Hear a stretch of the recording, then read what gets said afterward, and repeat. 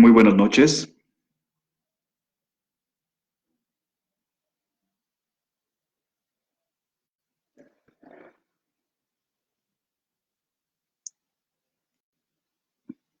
Muy buenas noches.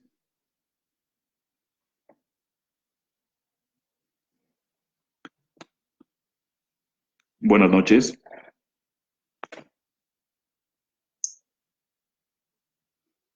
Muy buenas noches.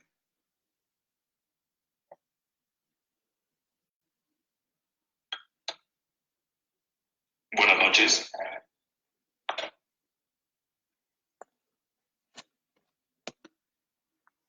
Vamos a esperar unos 2 minutitos, 3 minutitos para ver si alguien más desea conectarse.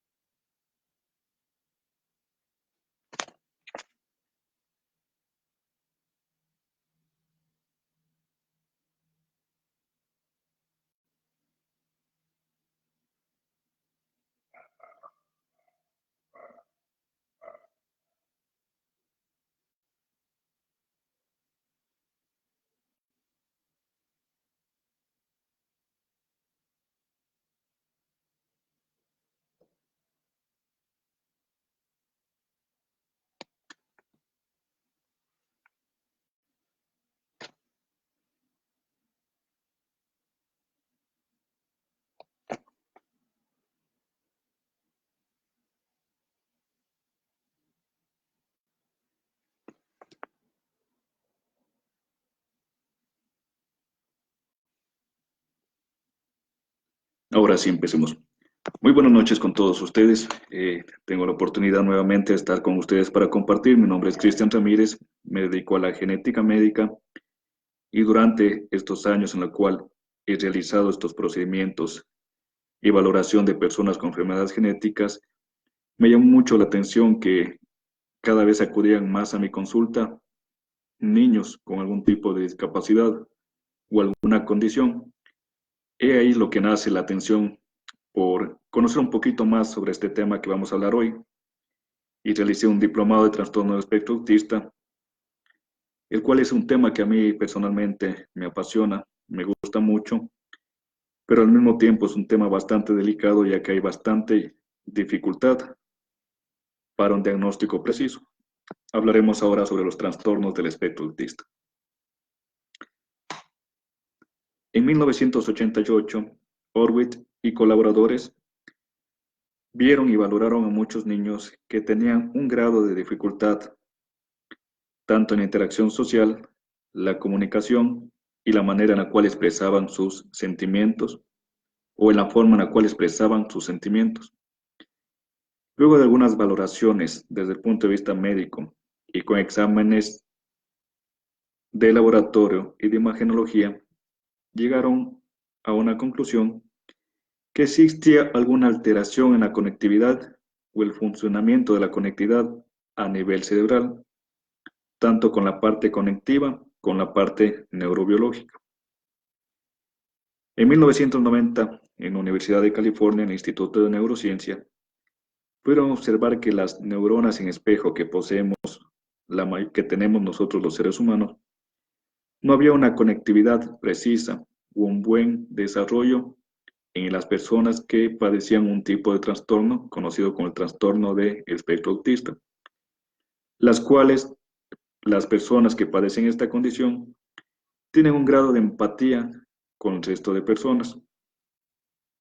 Posteriormente se analizaron y con la actualidad, con el avance de las técnicas de laboratorio como la secuenciación, se quiso averiguar una causa genética de los trastornos del espectro autista, pero lastimosamente no es un solo gen que afecta a estos pacientes, no es un solo gen que padecen o está alterado en las personas que padecen esta condición,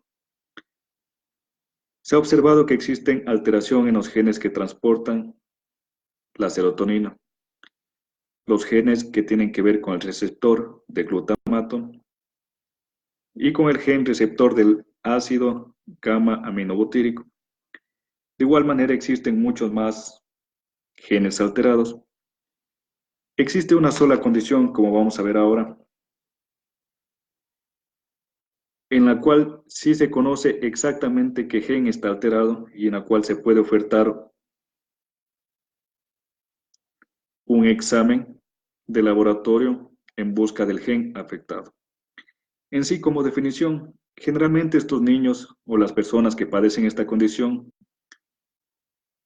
hasta el año y medio de edad presentan un neurodesarrollo adecuado, sin alteración, sin problema alguno, comparándoles sus padres o progenitores o cuidadores, al igual que cualquier otro niño que no padeciera esta condición.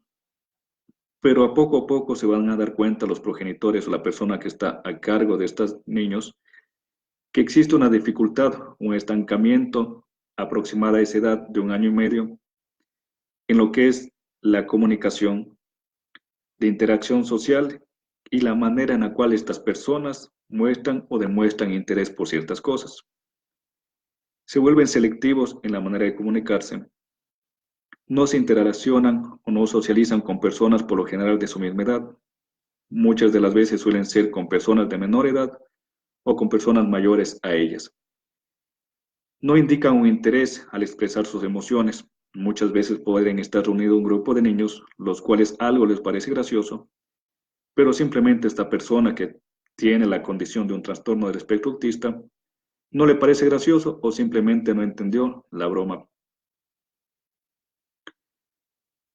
Suelen ser niños que realizan tareas repetitivas, por ejemplo, los niños varones acomodan en fila los carros, las niñas mujeres acomodan en fila lo que son las muñecas, presentan una hiperactividad, una actividad aumentada, una irritabilidad hacia ciertas cosas, una alteración o no soportan colores muy fuertes o sonidos totalmente ruidosos, que es verdad, a todos nos fastidian, pero en estas personas con trastorno del espectro autista va a llegar a tal punto que los vuelve irritables, pueden llegar a llorar, simplemente taparse los oídos y salir corriendo.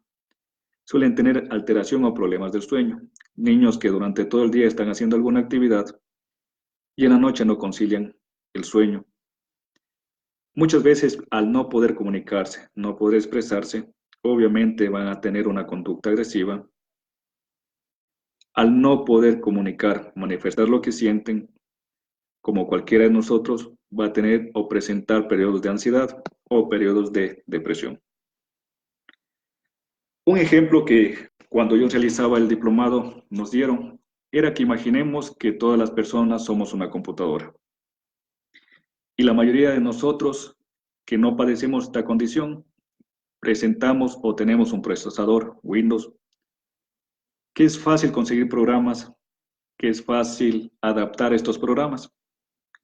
Y así las personas que presentan un trastorno del espectro autista tuvieron un sistema operativo App, muchos conocen esta marca, pero en cierta manera son menos las personas que presentan o que tienen este dispositivo, ya que son programas que difícilmente se encuentran, no son fácilmente vulnerables, no fácilmente hackeables. Entonces, en lo que nos quería decir este diplomado y la comparación es que nosotros, los sistemas Windows, entre todos los que tenemos Windows, funcionamos adecuadamente. Pero si queremos a una persona con una condición de trastorno del espectro autista, darle nuestra información, enviarle nuestra información, obviamente no se podrá, ya que ellos tienen o poseen un sistema operativo diferente. De igual manera, las personas con esta condición del trastorno del espectro autista, al querer compartirnos información desde su Apple a nuestro Windows, no se logrará hacer, ya que son dos sistemas diferentes, pero de igual manera terminan siendo una computadora.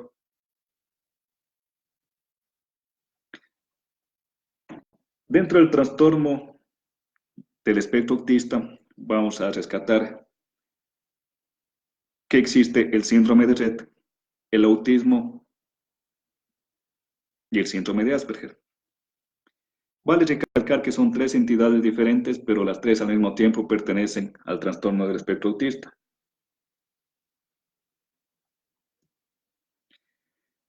Por lo general, el síndrome de Rett es un embarazo totalmente controlado, totalmente normal. Nacen las personas con esta condición, tienen un buen desarrollo neuropsicológico, neuroemocional, adaptativo, una inteligencia normal hasta esa edad, y por lo general, al tercer año de edad, se estancan o comienzan desde el tercer año de edad un retroceso en su parte emocional, psicológica e intelectual. En la mayoría de veces son mujeres a hombres los que padecen esta condición. Se suele acompañar de convulsiones, de debilidad muscular o hipotonía. Suelen estancarse, no en todas, el crecimiento del perímetro cefálico o conociéndose como microcefalia. Este en sí es el resumen de lo que es el síndrome de Rett a grueso modo, para que puedan ustedes diferenciar. Personas, por lo general niñas, que se vuelven totalmente dependientes de sus cuidadores, de sus padres progenitores.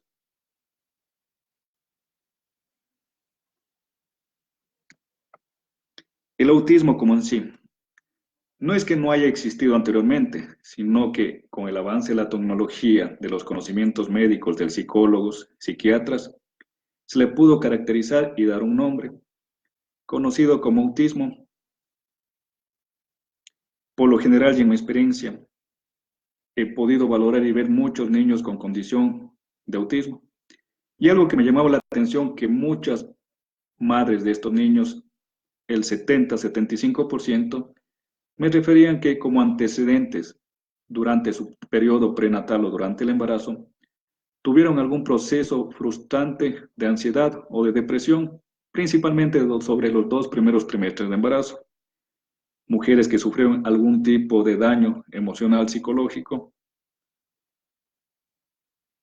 Son niños que, como ya dijimos, dentro del trastorno del espectro autista, no pueden tener una interacción social, no se comunican, no fijan la mirada, suelen tener dificultad al expresar sus emociones y por lo general juegan solos, no buscan compartir con personas de su misma edad y al escuchar ruidos muy fuertes como el ruido de la licuadora, televisión o música muy alta, suelen taparse los oídos porque este sonido, como en algunos libros indicaban, lastiman sus oídos.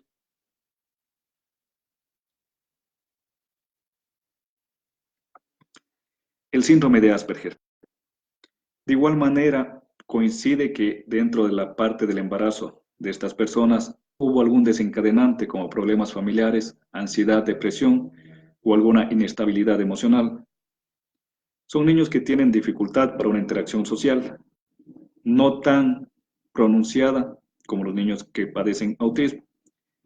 Difícil al comunicarse, porque muchas veces de los que ellos dicen piensan que ellos están en todo lo correcto y que únicamente lo que ellos manifiestan es lo correcto y no pueden tener otra opinión. En muchas de las veces encontramos niños con síndrome de Asperger con una inteligencia normal o mayor a lo normal. Inclusive se cree que Albert Einstein presentaba el síndrome de Asperger. Por lo general son personas con condiciones que tienen predilecto hacia la lengua extranjera. En el caso de nosotros que hablamos la lengua española, personas que les gusta ver películas, series, música en otro idioma. Tienen predilecto por las matemáticas, por la física, por la música, por cosas que normalmente no le gustaría a un niño de esa edad. Esto en sí es lo que caracteriza al síndrome de Asperger. Pero de igual manera son personas que podemos decir así, su día cotidiana tiene que ser con anticipación, ya que si a ellos no les comentamos o decimos lo que vamos a hacer, tienden a irritarse, tener periodos de ansiedad y muy difícilmente se puede tener una comunicación con ellos. Por ende, a las personas que padecen esta condición, tanto el autismo como el Asperger, Lo ideal es anticiparlos, lo que se vaya a hacer, o tener una tarea diaria regular, como por ejemplo, despertarse, lavarse los dientes, lavarse la cara, desayunar, coger el automóvil, el transporte a la escuela, llegar a la escuela, tener tareas específicas, regresar a casa, realizar las tareas, jugar, cenar y acostarse. Si dentro de todo esto que hablamos se realiza una tarea totalmente extraña o nueva o sin anticipación a estas personas, será un choque emocional muy fuerte, muy difícil de comprender para las personas con autismo y Asperger, y lo que vamos a lograr es un hermetismo y un completo caos. Nosotros como Bio100 queremos facilitar a las personas y dar a conocer que somos personal médico calificado, que por el medio de encuestas se puede orientar a los familiares, padres o cuidadores de estas personas a acercarnos a un diagnóstico preciso sobre el síndrome de Rett, el autismo y el síndrome de Asperger. A nivel molecular, como les anticipé al inicio, el síndrome de Rett se ha visto asociado al gen MECP2, en el cual da discapacidad intelectual en las personas que lo padecen. No así el autismo o el síndrome de Asperger, en los cuales son múltiples genes más múltiples factores externos ambientales o durante la etapa prenatal que podría desencadenar a este autismo o este síndrome de Asperger. Existen algunos laboratorios que van a ofertar estudios moleculares para autismo y para síndrome de Asperger.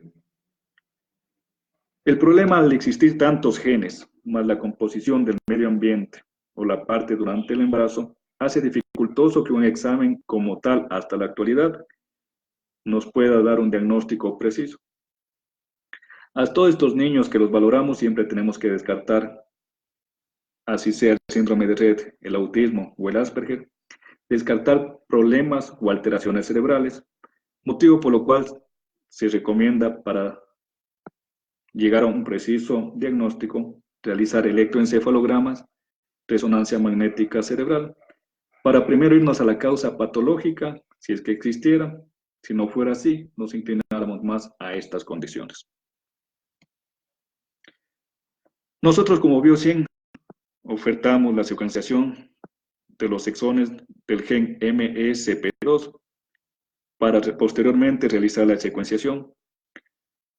No olviden que por lo general son mujeres que hasta los 3 años de edad tuvieron un desarrollo neuropsicológico, neuroemocional e intelectual normal y que desde los 3 años se estancaron en esa edad, puede presentar convulsiones, hipotonía o músculos flácidos, alteraciones en la marcha y algo que es muy importante y se me está pasando por alto.